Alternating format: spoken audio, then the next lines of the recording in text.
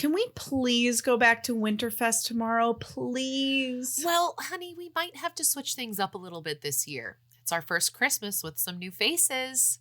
You mean Diane and Louie? Honey, I know that these memories mean a lot to you, but hey, we can make new memories. Christmas isn't only about tradition. It's about us being all together despite the changes.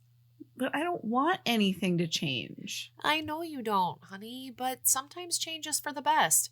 And you'd know that if you clean your room every once in a while. You're such scary mom. I'm just practicing for when I'm Evil's stepmother.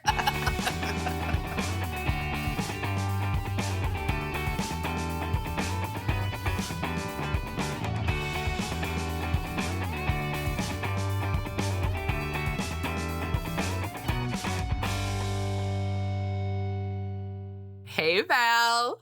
Hey, Al. Welcome to the 100th episode of D-Commentaries. Thank you. Welcome to you. Welcome to our listeners. And I cannot believe that we are here on our 100th episode and of all movies talking about Christmas again. And I wouldn't rather be anywhere else. Seriously. I will say this. It is somewhat poetic that we are having our 100th episode on both a Christmas movie. Yes, for me. For you. And this movie is set and filmed in Chicago. Where we are and have always been. So and that is... when I'm back in Chicago, I feel it. Mm-hmm. Yeah, so that is kind of poetic in its own special way. But yeah. Wow. And I also finally, in time for our 100th episode, actually decorated my office. I have been recording from a few different locations over the years, but I've lived in this house for about a year and a half. And I have not, like, if you've watched any of the clips that Al has posted of our recordings, they're usually just like piles of boxes and a blank wall behind me. And now it looks so beautiful just in time for our 100th episode. So, and you really did such a nice job decorating back there, Val. Thank you. I even have my Chicago flag, which is perfect for today. Perfect for today. And I have my corner of donations. I deep cleaned my house while sick this past week, so I have clothes donations, blankets, things I wanted to get rid of. So that's all there. So I just need... Can anyone with a car come pick me up so I can put my stuff in there and you can take me to the donations? Thank you. Where do you typically donate your stuff? Great question. Wherever someone will take me. Which the last couple times has been Brown Elephant. It's right, nice. Nearby and easy to just kind of. Mm-hmm. There is one bag of clothes over here that I will bring to the Crossroads to try to essentially sell. Mm-hmm. So we'll see when I can do that. Because if you've ever gone to a Crossroads, a Second Street, Exchange, you're there for a long time. You're there for hours. Similar to how we've been doing this podcast for a long time, for hours. So many hours. Hours and hours. Val, any reflections on 100th episode? You said this earlier, and I'm sorry for stealing your thunder, but I absolutely agree with you that I knew we would get here. Like, I knew that we were gonna, do 100 episodes, and I like, it's been such a really like genuinely fun ride. Like, I love doing this. I love getting a chance to see you regularly and to talk about these silly movies and to have had all the fun guests we've had. I appreciate it all because I don't know. It's just like, it's such a fun thing to do. I do a lot of stuff, extracurriculars, and I have done other extracurriculars over the course of my adult life. And there's always times where I'm like, oh, I don't want to go to that, or I don't want to do that, or I'm done with that, or whatever. And I have genuinely never felt like that. Even when I've like put off editing an episode till the 11th hour and, you know, I'm waking up early or staying up late to do it or whatever. Even then, it doesn't really feel like work, and I'm still like very happy to do it.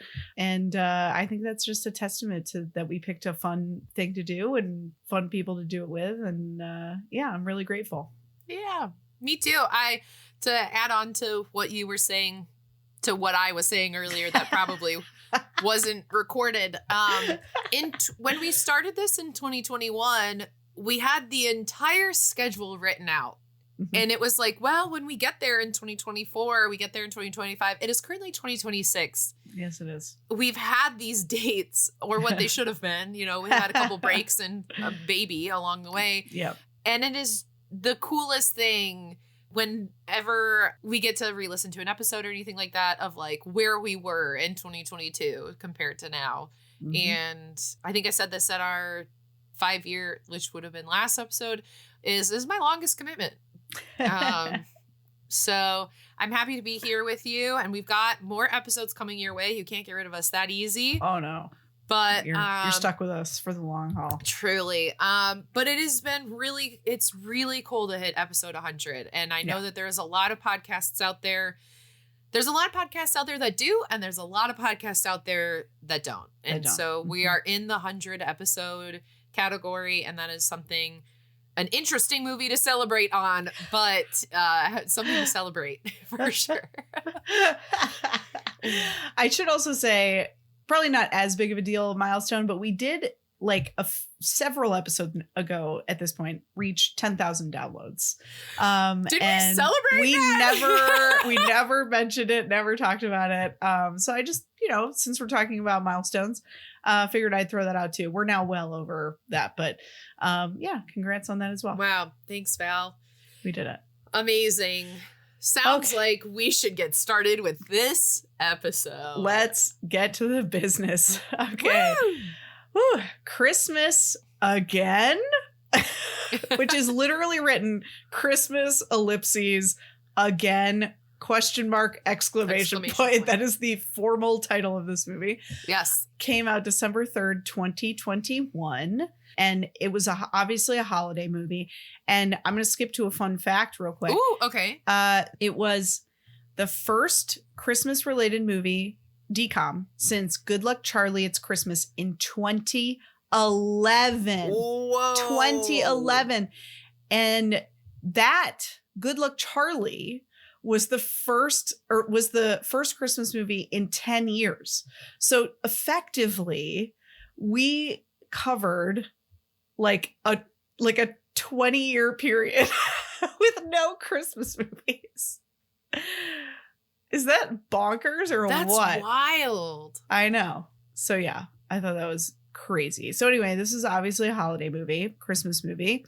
It was directed by Andy Fickman, who did not direct any other DCOMs, but did direct She's the Man, The Game Plan, Race to Witch Mountain, You Again, some episodes of Liv and Maddie, some episodes of Kevin Can Wait, and some episodes of Wizards Beyond Waverly Place. Oh, that's more the recently. New one. Yeah. Mm-hmm. This movie was written by Doan La, and it was basically their only credit. So I'm not sure what happened there. But yeah, the cast is as follows. Scarlett Estevez played Rowena Clybourne, which I love that their name is Clybourne. I did not realize that until I'm literally reading it right now. Oh, that's fun. That's a Chicago thing for the non-Chicago people. Clybourne is a pretty major street in Chicago. She was also in Daddy's Home 2, several episodes of Lucifer, and several episodes of Bunked. Cool. So she's DCOM or Diz Chan. Mm-hmm. Alexis Cara played Carolina, who was her mom. And the only notable credit for her was a stint on a show called Mixology. Cool. Beth Lackey played Diane, the stepmom. Some of her notable credits were Happy Hour, Work It, High School Musical, the series, and several episodes on Chicago Med. Nice. Mhm. I think what we're going to find here, Valerie, is a nice chunk of Chicago actors. Yes, I think you are correct. Beth Lackey, I had never seen any of these people before personally. Like, I didn't recognize any of them, but she was giving improviser so hard. For sure. Like, I was like, and not in a bad way, but I was just like, I recognize that acting style. I thought she was pretty funny on the whole. Ashlyn Jade Lopez played Gabby Clybourne. That's Rowena's older sister. She's a character actor. There wasn't anything that she'd been on for like more than 1 or 2 episodes, but she's working. Nice. We love. Yeah. Priscilla Lopez played Abuela Sofia. She is a longtime character actor. Some notables for her were Kay O'Brien, Be Positive, and Theater Camp. Camp isn't home, but is it kind of it is. I think it kind of is. What a great movie. What a great movie. Also, I was flat. I don't want to hear about it in our comments. Get out of here with American Idol judging. The only person judging you is you. You. Tony Amendola played Abuelo Hector. He is also a longtime character and voice actor. Some notables for him are Stargate SG-1, Continuum, Once Upon a Time, and World of Warcraft. He did a lot of video game voiceovers. Yeah. I also recognized him. This is crazy. The thing I recognized him from, he was in 1 episode of The West Wing. But It is a very like specific part and like a very memorable scene that he is in with Martin Sheen. And I was like, is that him? And then I like found it in his resume and I was like, wow, I can't believe I clocked that. So I was proud of myself for that. Gabriel Ruiz played Jerry, Uncle Jerry. A couple notables for him are You're So Talented and Chicago PD, which again, a Chicago dude.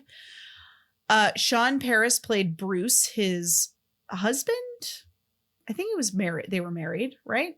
Yes, they were married. They were married. He's also a character actor. No like long stints on anything, but lots of work. Cool. Daniel Sunjata played Mike, the dad, Rowena's dad. He's got quite a few credits as well. A couple notables: Law and Order SVU, The Devil Wears Prada, Rescue Me, Graceland, and High Potential. He's probably like the most well-known person in the cast.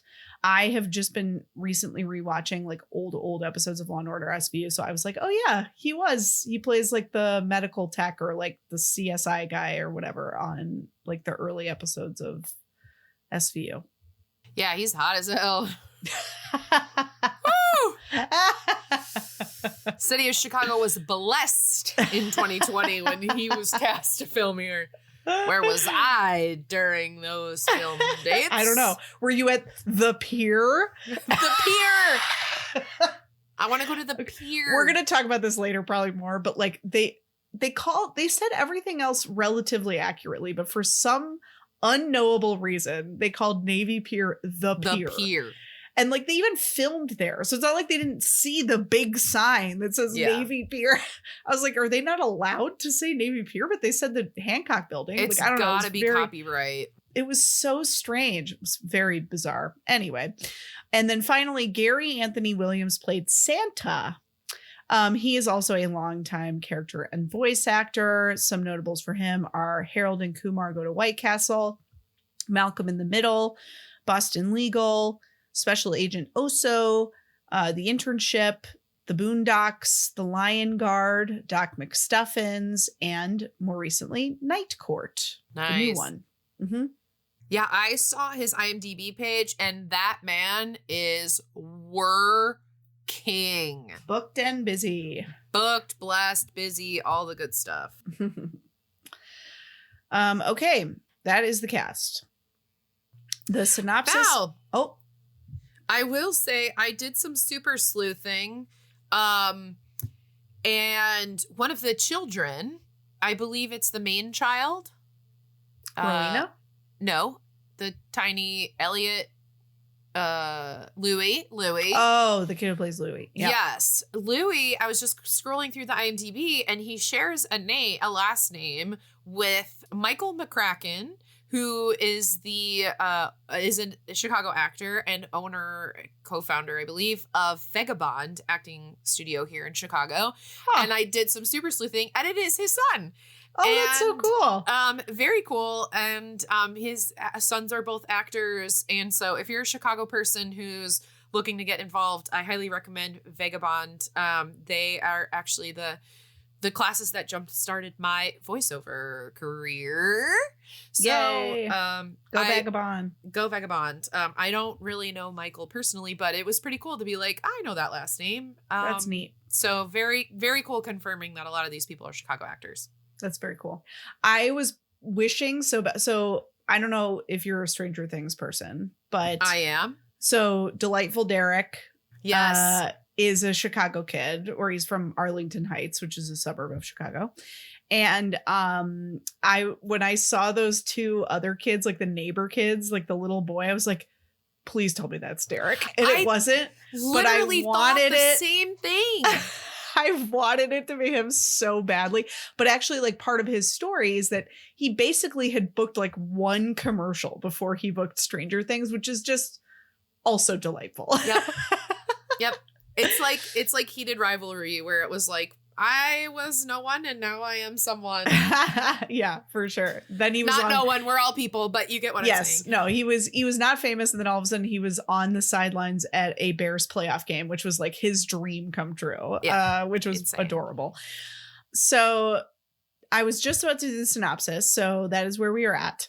After a Christmas celebration ends in disaster, Rowena wishes for things to go back to the way they were in the past. However, it results in her getting stuck in an unusual situation. Sure. Yeah, not bad. Yeah. I think that's pretty good.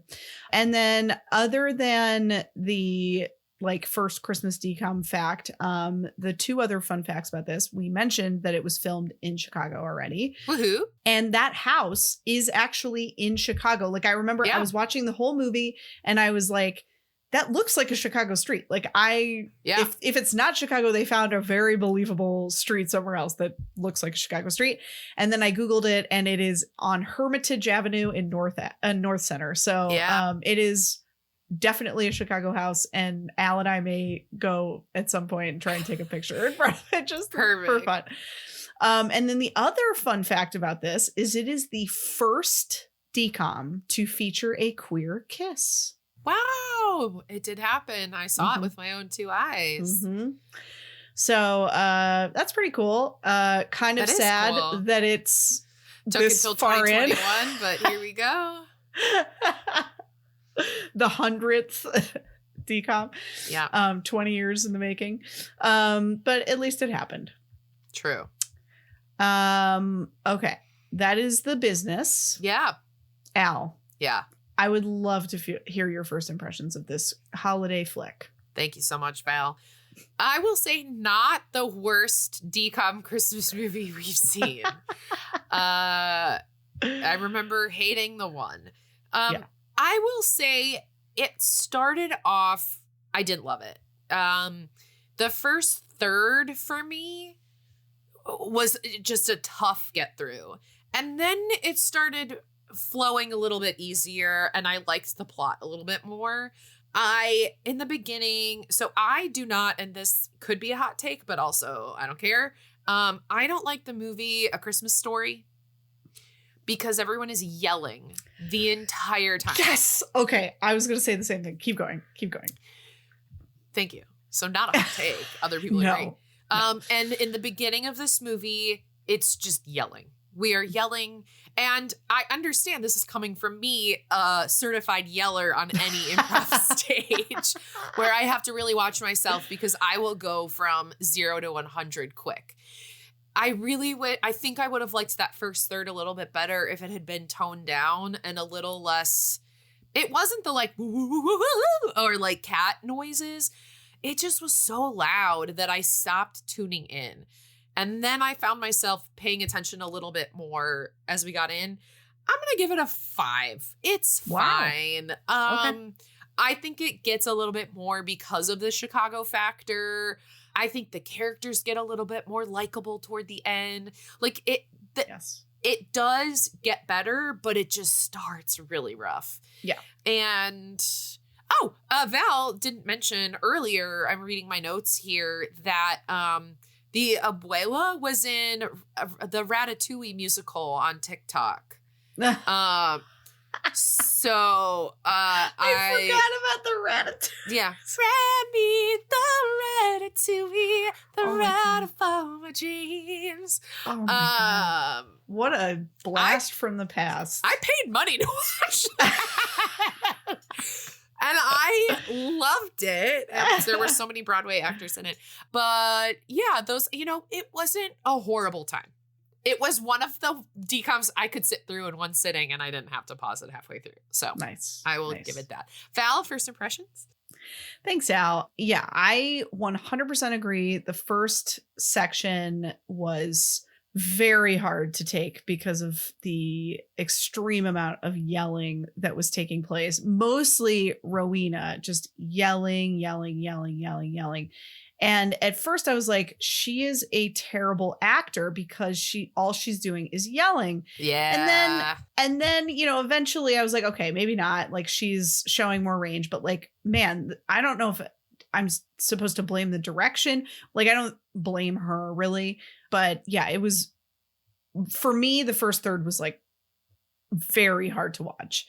Then the second third was like, fine, but I remember I paused it at like right at the hour mark. Like, I didn't know it was the hour mark, but it was literally like on the hour, thinking that like it has to be close to the end. Like, there have to be like 10 minutes left, and then there were like 35 minutes left, and I was like, oh my God.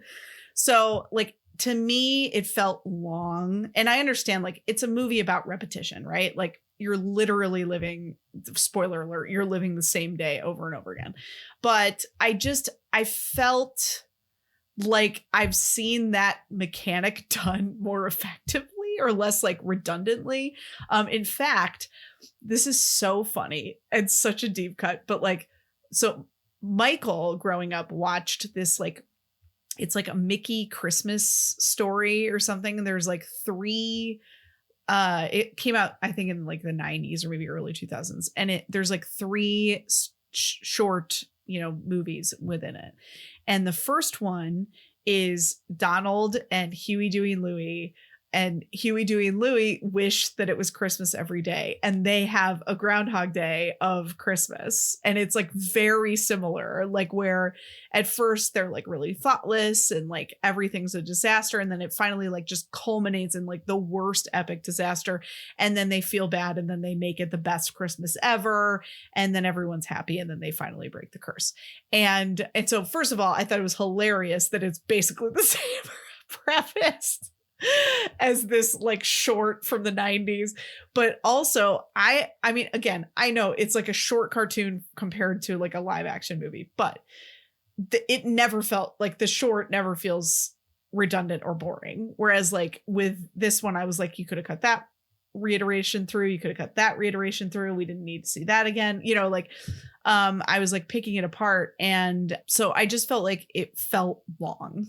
Yeah. But I do agree that the last third for me turned it around. Yeah. And redeemed it. I think that it became less silly in the last third, because that was another thing. Like, there were certain elements of it that were like that, like, whoop, whoop, whoop, like, the screaming cat thing. Like, I just don't like that kind of humor. Yeah. And they kind of left all of that behind, and it was much more earnest and like honest. And I appreciated that. The only other observation I had, like, right out of the gate was like, this is 2 movies back to back that are about divorced, like kids of divorce, not dealing well with their parents having new partners. And I just thought that was an interesting thing that they did twice back to back. Yeah. Obviously, under wraps, that story was already like in existence, but yeah, I just thought it was interesting that they did it twice right in a row. Fair assessment, Val. Al, did you have any quotes or moments that you enjoyed or didn't? Okay, thank you for asking, Val, because I always share my least favorite moments, even though you and no one else ever asks me. So Well, today you asked. I know today what your least favorite moment is going to be. So I had Val, to you want to fill in what my least favorite moment is? Because I know you know. The fart.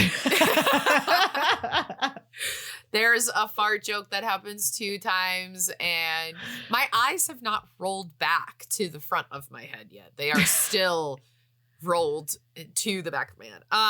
It felt so out of place too. I will say, like, I hate a fart joke. I just don't. I will always remember in my first ever Second City class is play to the top of your intelligence. Yes. And for me, fart jokes and poop jokes just don't. It doesn't fit in there for me. So Right. thank you, Val, for knowing me. Of course. I thought it was so dumb too. Yeah, Sorry, I did please not love that. proceed. Thank you so much. Okay, that was my least favorite part. I also hate when children's handwriting makes them look Like they're 4. Yeah, she's 12. She's fully capable of writing words, and yet it looked like a 6-year-old wrote her list. Didn't like that. She also typed in like 28 font. Well, that was so we could read it, but I get it. My 2 favorite quotes were, "You're not even in this family, Diane." Which reaffirms that I need, whenever I get a dog, has to be a human name. Diane. Diane, get out of the trash. Or you're at the dog park and you're like, Diane, get over here. Sit. So good. It's so just good. so good. And my other favorite quote was, "If we have a girl, we're naming her Rowena." And then the partner goes, "Let's not put the cart before the horse." Because they had just gotten engaged. And then there were 2 men who were color commentators for the hockey game that was being played. Yep. And one of them was Israel Adonahey, who was a past Chicago Bears player.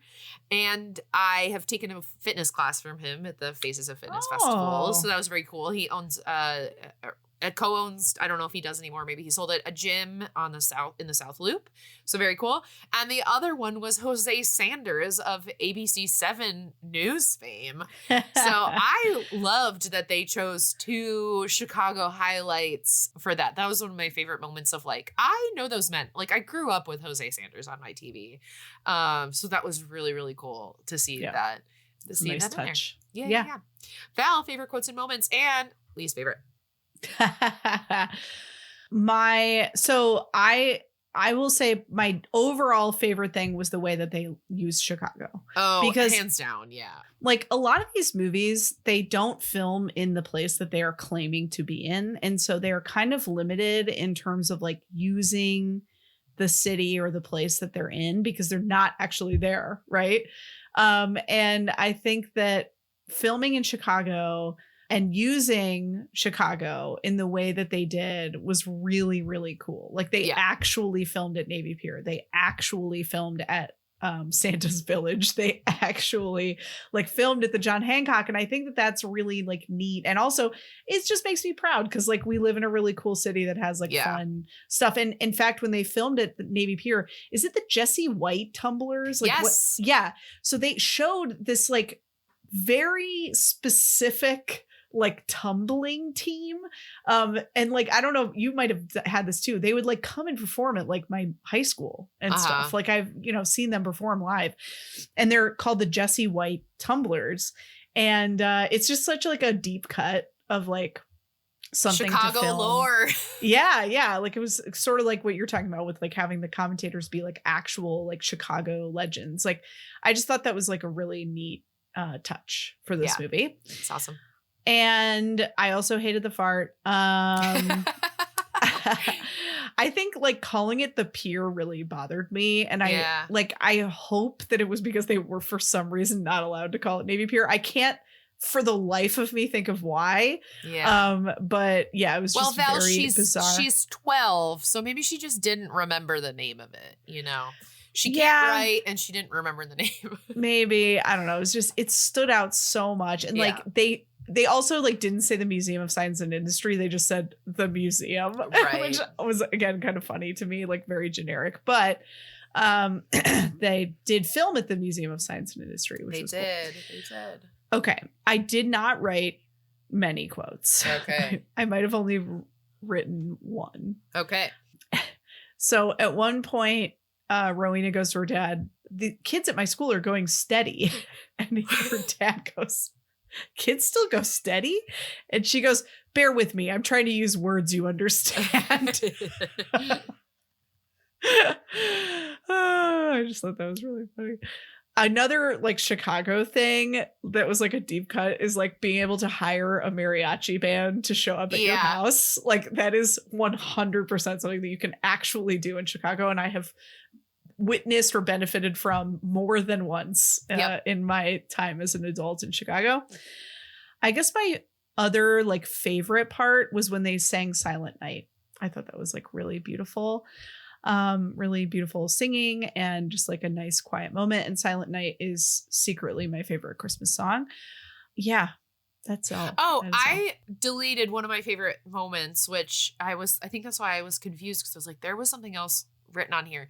One of the Uncle Jerry is doing a stand-up bit, and it's like a bit that he's like trying to get through it, and his husband is mouthing along all of his words at the same time, and I loved that moment where it was like proud husband moment. It was so cute. It was so cute. The stand-up was terrible, which made it, I think, more cute that his husband was so proud of it. Also, something that is true of Chicago is that you can take a stand-up class. Yeah. You can be bad at stand-up and still do stand-up all the time. Yep. I won't name names, but I'll name that it exists. All right, Al. Yeah. Oh, wait. I have my least favorite moment. Oh, tell us. I have my least favorite moment. They had a moment in this movie where they did a knuckle puck. Like, the exact, like, whole thing, the way the puck moved, the way it hit the goalie in the head and then bounced into the goal, the whole thing.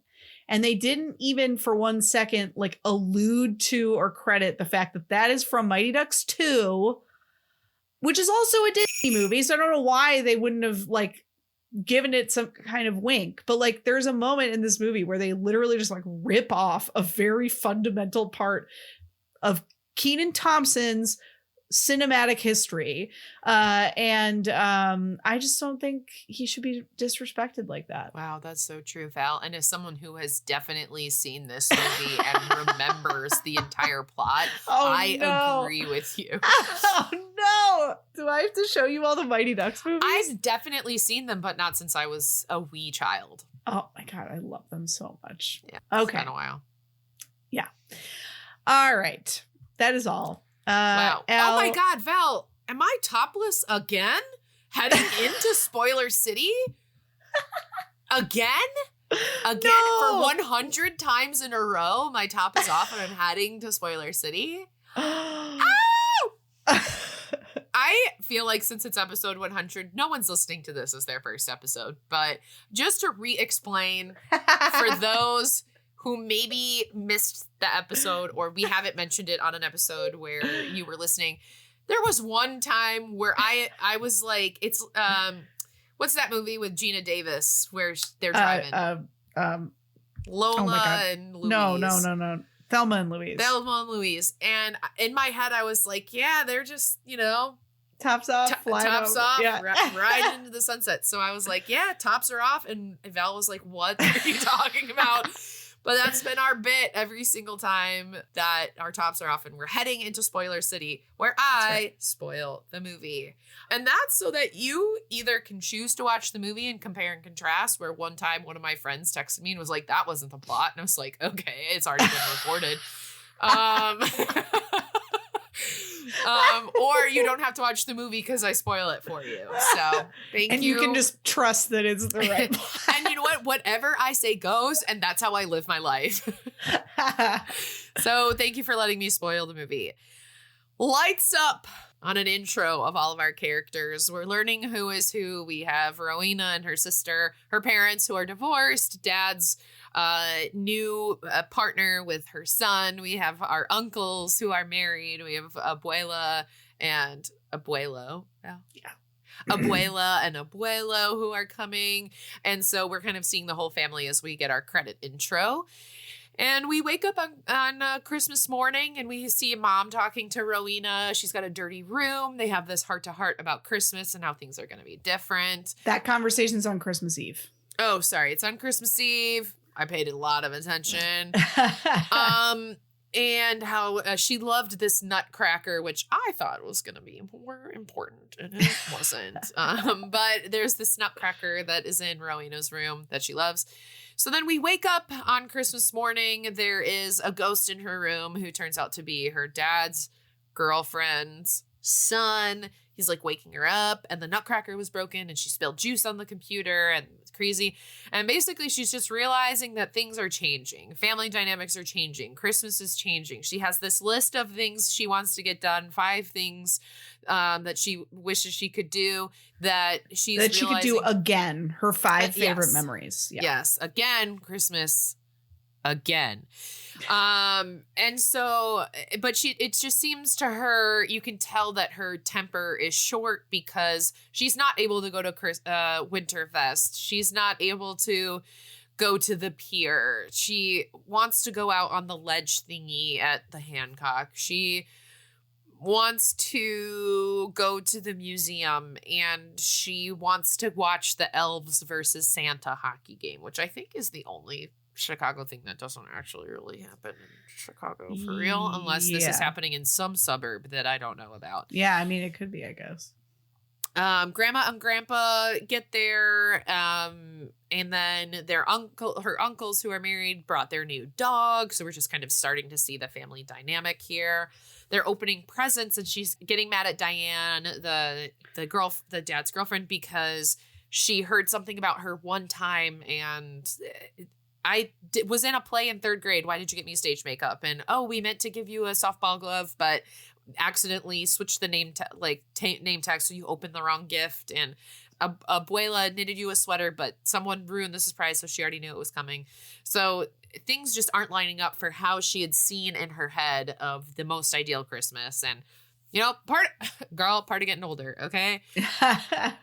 Basically, she's trying to move on to the memories that she's holding on to and doing these fun things again. And Dad, let's go to the Winterfest. And he's like, I have to play catch. And Mom, let's go to the thing. And she's like, I have to cook for everyone. And she wants to do all of these things that have made Christmases in the past very exciting, but they're not coming to fruition. And so her family's being distracting. And so they're yelling at her, and they're telling her she ruined Christmas. And kind of all of the dominoes are falling, that a lot of yelling, and that she's just getting really upset. So she running away, she's leaving. She put on her coat and she's going to sit on the front porch, and she said, I am tired of this family. And then she runs into, quote, tall Santa, and have a heart-to-heart, and he kind of just showed up out of nowhere, and they talk about time and how time is a construct. So she mentions how I just want to do Christmas again. I want to go back to how it was. I want to do all these things. And he's like, are you sure? And she's like, yeah, I want to do Christmas again. And then they're like having this big, wow, are you sure?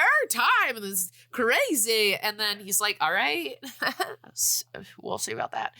Then her mom comes out and she's like, what's going on out here? She's like, nothing. I hate everything. So then we go to bed. Val, what happens? It's Christmas again? And the day starts over. The same stuff. She's like, y'all are kidding, right? And she's trying to get them to stop. She's like, stop joking around. We already did this. And I mean, word for word, the lines are the same. The actions are the same. Even if she switches something up, we kind of set back into what happened the day before. So she, she's trying to stop all the joking around. She's like, I know that you got me a makeup kit, and I know that you got me a sweater, and I know this and that. And everyone's really confused. They're like, what is happening? How are you doing this? You are psychic. Guess what? Christmas again. And this time she realizes that she can change the outcome of her day. So she's stuck in a time loop. She's realizing this, and she's like, you know what? I'm going to have some fun. Now, I'm going to try as many times as I can to say it's Christmas again or it's another day, but I am not kidding. She goes through this day probably around like 50 at least times. Yeah. I know that in Groundhog Day, the movie, which obviously this is sort of which obviously after. I've definitely seen. I've only seen it once and it's been a very long time, but the estimate on that one is that he lives the same day like 12,000 times, which is the equivalent of like 33 years, which like obviously Are you kidding me? Yeah. Now, I obviously do not think that that is anywhere close to what she does, but I do think that it is an interesting idea that she lived long enough to like literally mature by like a year. You know what I mean? Or like, you know what I mean? Like she did enough things where she actually like very literally like grew up over the course of like doing this day Even over and over still, again. if it was a minimum of 50 days, that's still almost 2 months. Right. And for a teenager, that's a long time. A long time. That is from whatever. January until spring break, you know? Like that's a good chunk of time. Yeah. 12? That's crazy. I did not realize that about Groundhog's Day. Okay. So she's stuck in this time loop and she's like, you know what? I'm gonna have some fun. So instead of following through the days that she has just had, she's gonna do something different. So she goes outside and she sees these kids across the street who are selling jokes for charity. They're like, okay. We see an old lady drop eggs on the ground, and these two people are stapling a missing cat to the tree. And she calls not the cat, a sign. Sorry. Staples this cat. It is screaming. They're like, whose cat is this? We're leaving it here. It's something out of a cartoon, people. And on Christmas Day, she calls this limo company because she wants to go sledding. So she calls limo, and guess who it is? Tall Santa driving this Hummer limo, which I have been in one, and it was to go to prom senior year.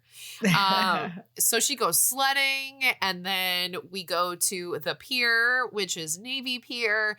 We see a montage there, which was super cute, and I would love to know what month of the year they filmed this, because it definitely gave it was it's not April. Christmas. Yeah. Oh, you know what? No, I knew this. They filmed.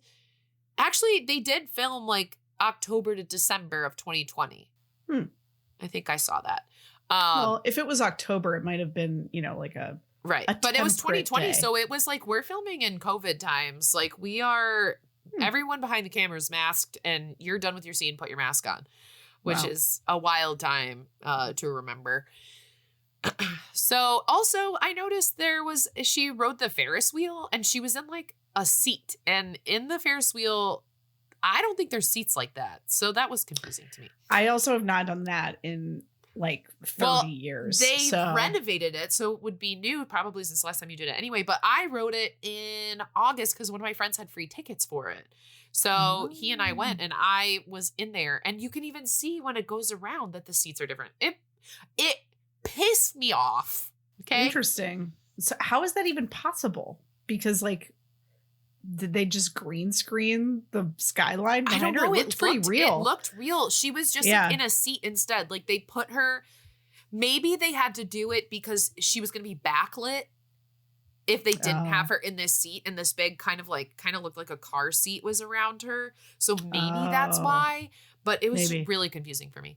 Anyway, she checks off the pier from her list of 5 things she wanted to get done. Then Christmas again. Here we go.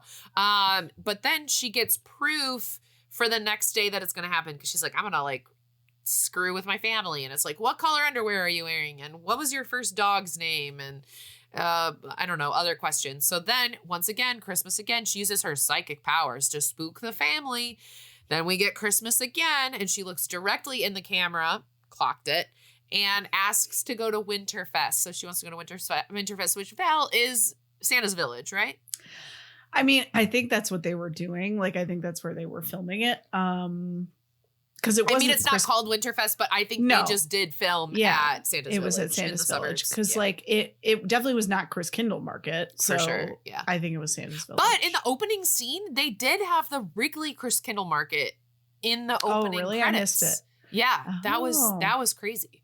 So she goes to Winterfest. She talks to Israel Adonahue and Jose Sanders, and there's a competition at this hockey game that's happening at Winterfest for who's going to win the correct amount of candy canes. You win $1,000, and she then goes back the next day to guess correctly the amount of candy canes.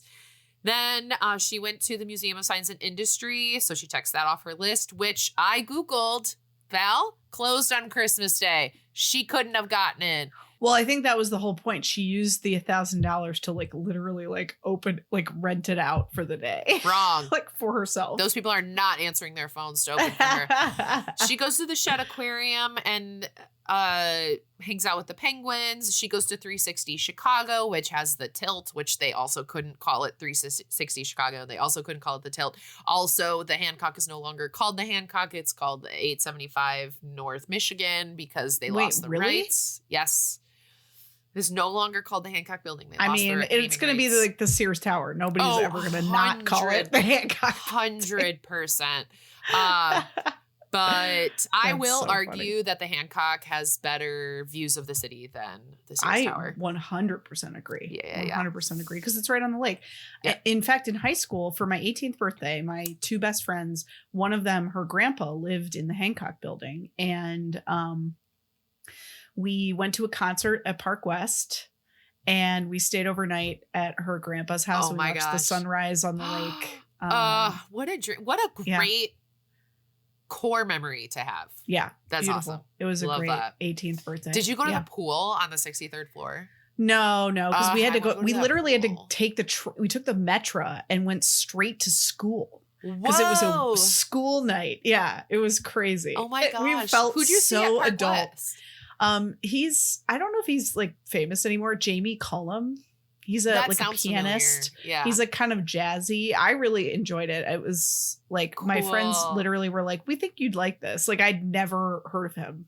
And it was a really fun concert. And, that's fun. Yeah, it was a wonderful time. But yeah, the view from the Hancock is mwah. And another fun fact, I almost grew up in the Hancock. My parents were trying to figure out where to move to when I was on the way, and they looked at a number of different condos, and one of them was in the Hancock. That would have been crazy. Yeah. Yeah. My fun Chicago concert fact from high school is me and my group of friends came to the city and did I can't remember what we did Navy Pier. We did walk on the lakefront, but we got first in line for the Matt Carney Ingrid Michaelson concert at the Riv that's up off of Lawrence. And so whenever I'm up there, I just have visceral memories of being at the Riv. We were front row. Ingrid Michaelson, still to this day, incredible artist. She knows how to entertain. And it's such a fun memory of coming down to the city, and we're all just in high school, and we parked and walked and waited, and it was so great. And then my friend asked his girlfriend to prom through Matt Carney, who was what? Gave a signed CD, and it said will you go to prom with Chris? It was so cool. It was awesome. Very cool. Chicago's the best, y'all. God, if you're not in Chicago, what are you doing? I need a written essay about why you're not in Chicago. It's just the best. Oh, it's the best. All right, back to, you can tell how much we love this. And actually, I don't have insane amount of notes left. Okay. So we're in the Hancock. She goes on the tilt, but she goes back. She goes back day after day after day because she gets so scared and can't do the tilt. And so she uses her Christmas days over and over again to go back. She ends up doing it. And she says this quote of enough practice, you can do the things the way you want them to. And so it's, a reminder of just keep trying and you can get there. We go to the hockey game that's on her checklist as well. And she, for some reason, gears up and plays in this game, but then day by day also goes back and gets better at hockey. Also, this is a shout out Watch Heated Rivalry. And so she ends up beating the elves, and then Jose and Israel are color commentating, and they're like, small Santa out there on the ice. What is small Santa doing? And I thought that was really cute. Then we cut back to another Christmas day with the family. She's playing a game with them. She knows all the answers. She's kind of getting tired. Val. We should also say she is periodically running into tall Santa throughout this entire process. One of the times is at the game. I think I have it next. Oh, okay. All right. You're good. Because it's the next one where she ends up at Winterfest. Okay. Okay. So she goes out for the day, and she's back in the neighborhood where the kids were doing jokes for charity, and she runs into this bully who we've seen earlier, and it makes no. She kind of like is starting to realize what's happening with this bully, and she's like, yeah, I don't like her, she's like mean to me. And then she tries to find the neighbor's cat, not stapled to a tree, it's behind a house.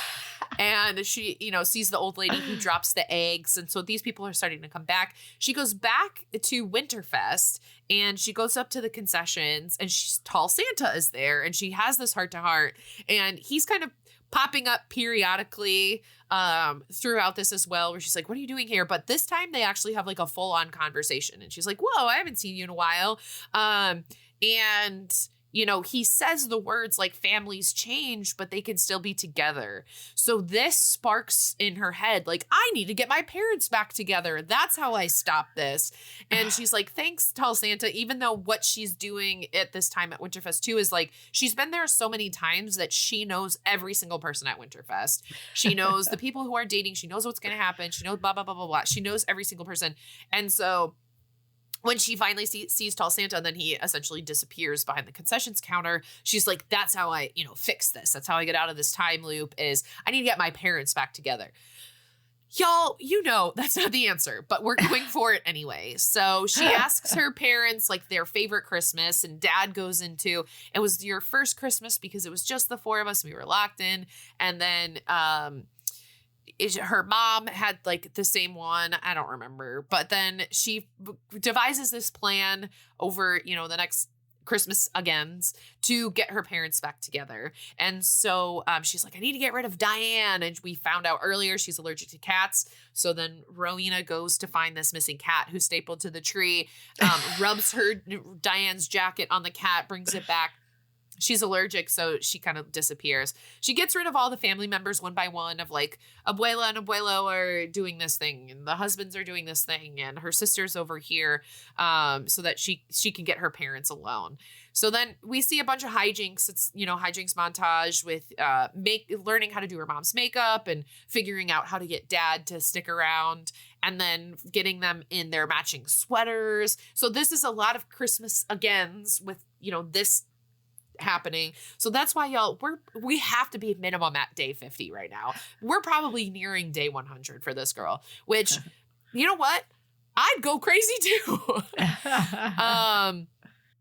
And then the parents end up in this Christmas again day wearing the matching sweatshirts. No one else is there.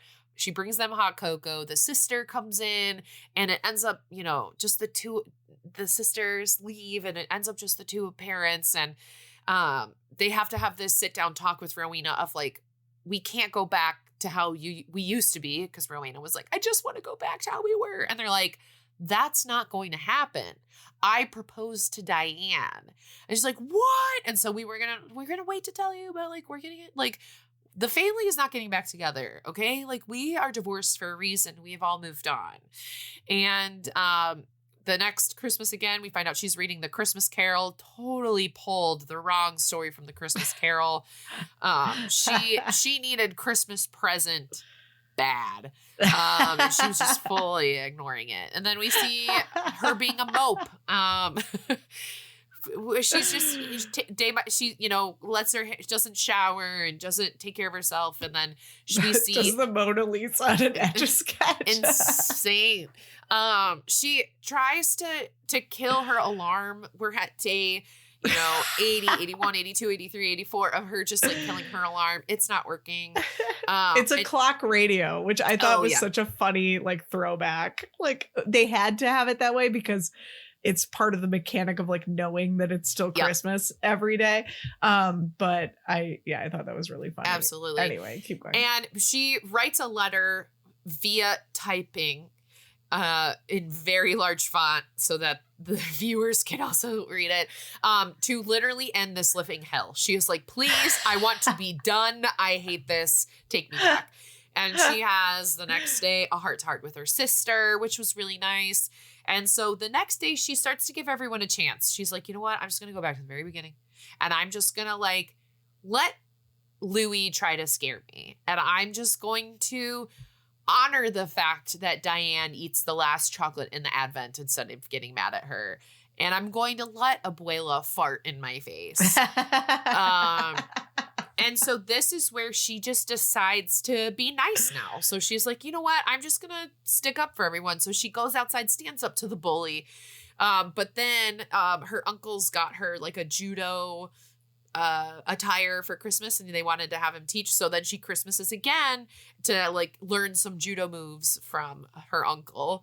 And so then the next Christmas, again, she takes down the bully and beats her up.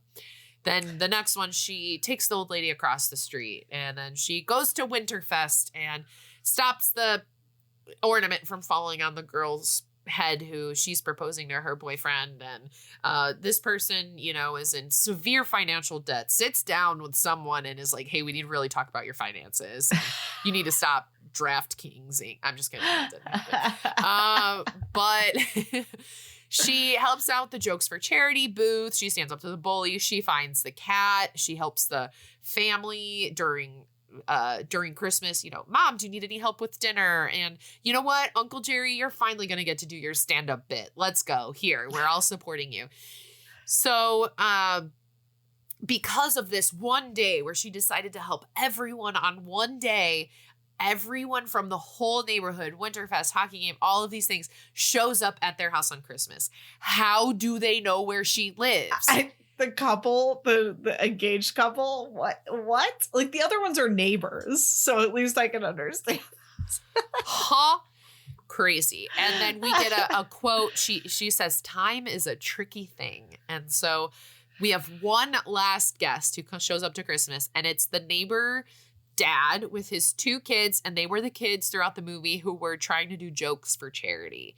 And he's a hot single dad, not as hot as her dad, but still hot single dad. And so they have this little flirt moment, and so it's nice to see that of like mom's getting back in the game, and everyone's getting along. Everyone's getting along. Everyone's falling into place. Uncle comedy, the stepmom is being welcomed and everyone's being nice to her. The kitchen, everyone's working together. The sister is, you know, she gives her an iPad of like, I saved up my money and I wanted to get you an iPad.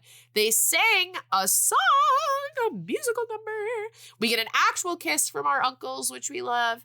And she ends not over yet, but ends the movie with a heart-to-heart with mom. So we had our beginning heart-to-heart with mom. We have our ending heart-to-heart with mom of like, I'm okay with things changing and however they go from here.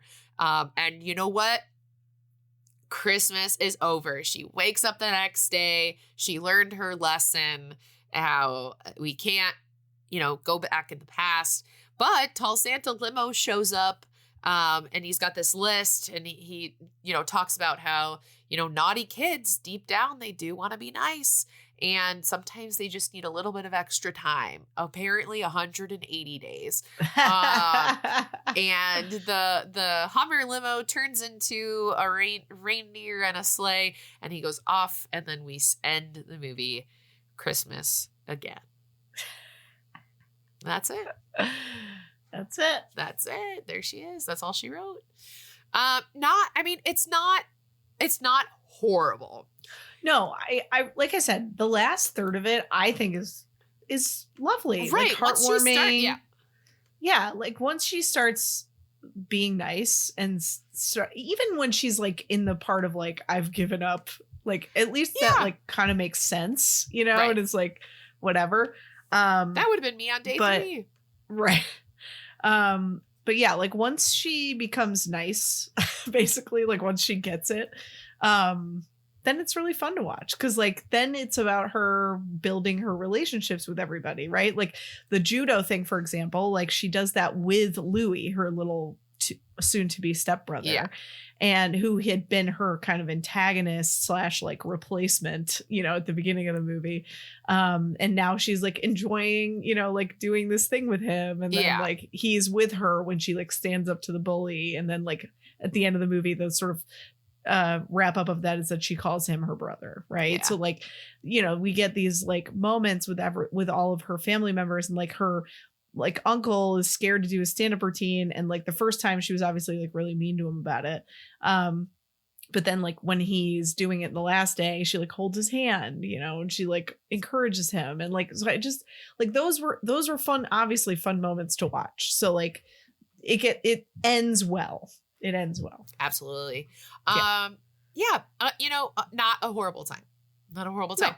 And to your point earlier, Val, we love a Chicago movie. It was so fun to see these people, these characters, this scenery. We need more Chicago movies. Yes. Yeah, loved that. Yep. And there's a pretty booming like film industry here, so hopefully there will be more. Oh yeah. And I'll be in them. Yes. And I will not. You'll be writing them. All right.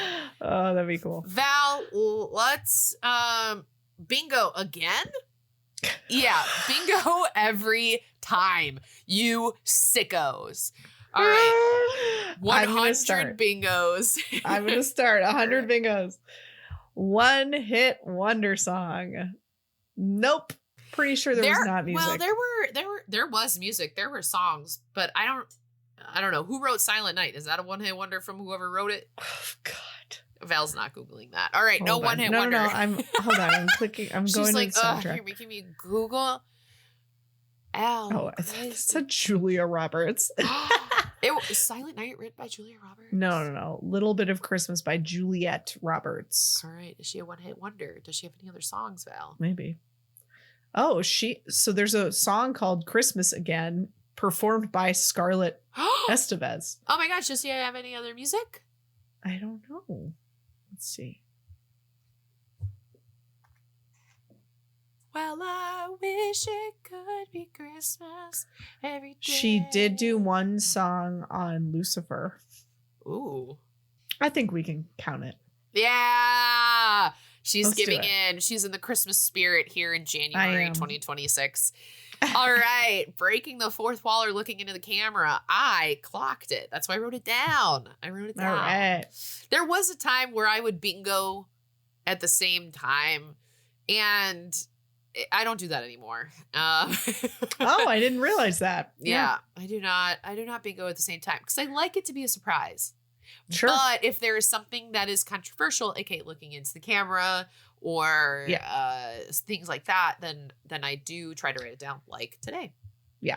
I usually try to write if it's like a montage or if it's something I owned or like those kinds of things. Yeah. So I don't forget.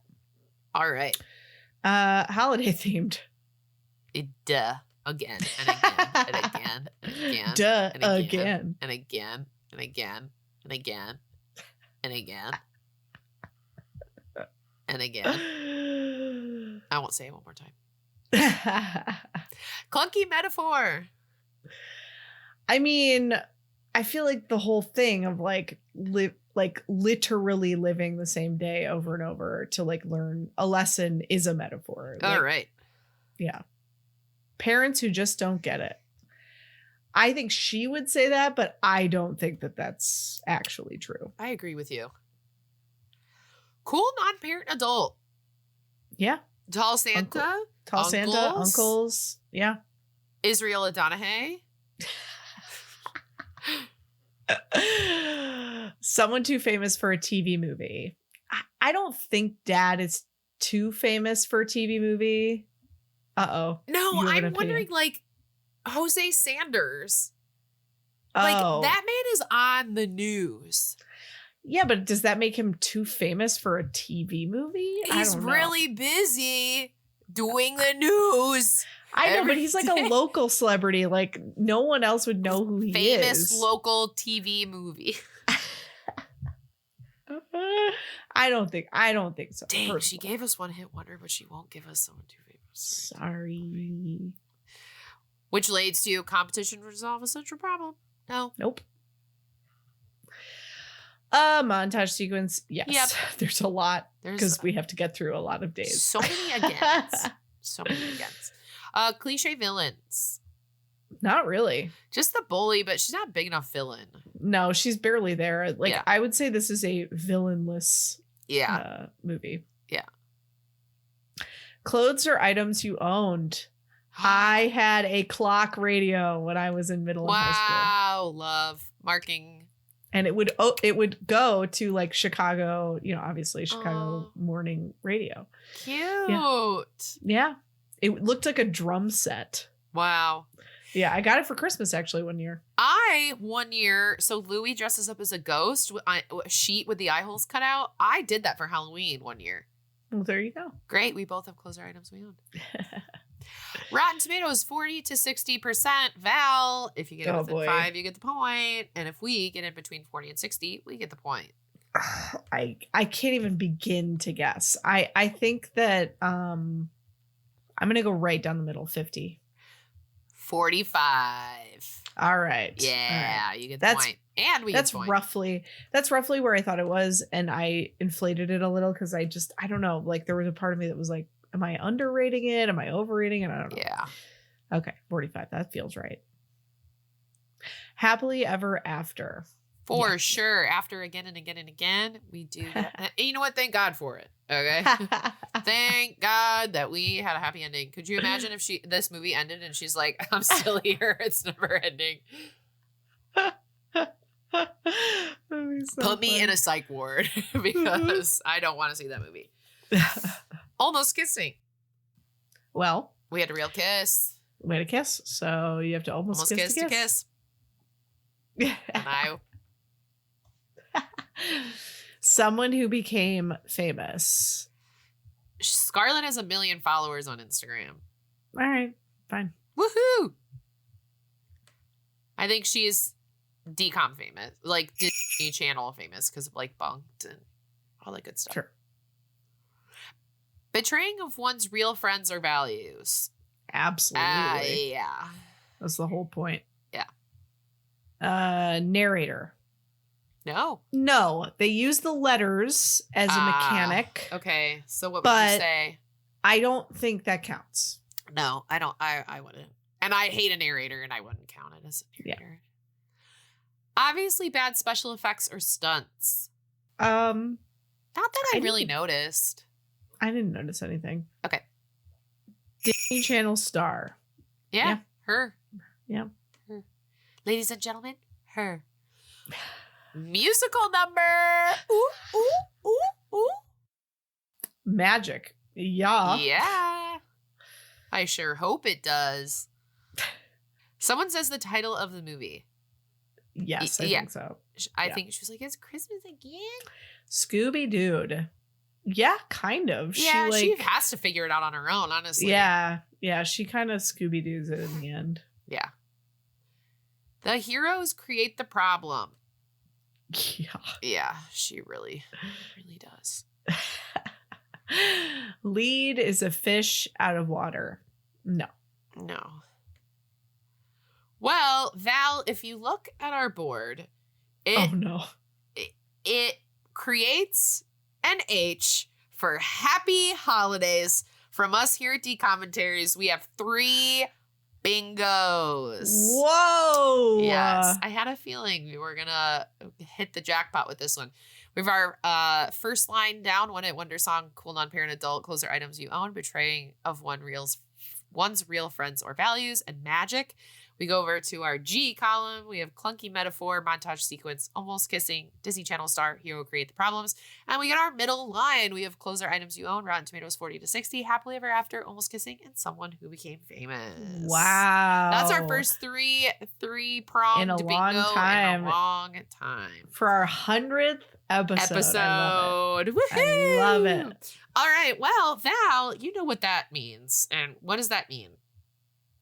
That we have a game. We have a game. 100 episodes of games. I think maybe there was only one time we didn't have a game, and there were only 2 times where Val had to do the game for me because I either forgot or struggled. Val, this game is called Filmed in Chicago. Oh, okay. I'm going to give you the synopsis of a movie. They're all really long. I just copied them from the internet. I think you'll know most of these. Our listeners play along every time, so if you don't know them, someone will. I tried to pick ones that hopefully you know, because I know the last couple games have been a little hard. So, all right, there are 5 movies where I'm going to give you the synopsis, and you will have to say the title of the movie. Got it. And it was filmed or set in Chicago. Here we go. Okay. I'm ready. A satirical musical set in 1920s following aspiring chorus girl Roxy Hart, who murders her lover, and fading vaudeville star Velma Kelly, also a murderer, as they compete for fame, fortune, and acquittal through the sensationalized media attention and the help of slick lawyer Billy Flint. That was all one sentence, and I'm not done. The story satirizes. The story satirizes crime, celebrity, justice, and corruption, portraying trials as showbiz spectacles. That's not a funny word, spectacles. Spectacles where merry murderesses use scandal to achieve stardom, ultimately leading to a reluctant alliance between the two rivals. Val? Wow. Chicago. Woo! 1 point. That was so long. They're all long, and I'm reading every single word. Oh my God. Okay. Wrongfully accused of murdering his wife, Richard Fugitive. Kimball escapes from the law in an attempt to find her killer and clear his name. Pursuing him is a team of U.S. Marshals led by Deputy Samuel Gerard, a determined detective who will not rest until Richard is captured. As Richard leads the team through a series of intricate chases, he discovers the secrets behind his wife's death, and struggles to expose the killer before it's too late. Val, movie I've never seen? The Fugitive. Perfect. One of my dad's favorites, and I have seen it a million times. Love it. All right. Lonely transit worker Lucy Eleanor Moderatz, Sandra Bullock, pulls her longtime crush, Peter Gallagher, from the path of an oncoming train. At the hospital, doctors report that he's in a coma, and a misplaced comment from Lucy causes Peter's family to assume that she is his fiancée. When Lucy doesn't correct them, they take her into their home and confidence. Things get even more complicated when she finds herself falling for Peter's sheepish brother, previous DCOM star Jack Bill Pullman. Val? While You Were Sleeping. What a dream of a Chicago holiday movie. Yep. Haven't seen that one in a long time either. I watch it every year. Wow. And I also I had never seen it until about like 2020, I think. And it is now, I watch it probably at least twice a Christmas. Wow. Love it. A freak accident causes 12-year-old Little League player Henry Thomas Ian Nichols to become such a powerful and accurate pitcher that the Chicago Cubs signed the junior high student to a contract. Unprepared for such a high-pressure environment, Henry falters until aging fastballer Chet Steadman, Gary Busey, takes him under his wing and teaches him how to play in the big leagues. Meanwhile, his mother's venal, didn't know that was a word, boyfriend Bruce Altman tries to sell Henry's contract to the hated opposing team. Val. Is that called Rookie of the Year? It is called Rookie of the Year. All right. Like, I know everybody in that movie and I know the whole story, but I was like second guessing myself on the name. You okay, knew it. Sorry. Keep All going. right, 4 for 4. Here we go. Last one. Blank follows Beatrice Triss Pryor in a dystopian Chicago divided into 5 factions based on virtues. Abnegation? Abnegation? Abnegation? Abnegation? Abnegation. Abnegation. Okay. Based on virtues. Abnegation, amity, candor, dauntless aritude, where she discovers she's blank, fitting multiple factions, and must hide it as she joins Dauntless, uncovering a conspiracy by the erudite faction to overthrow the government, forcing her to fight for survival and expose the truth.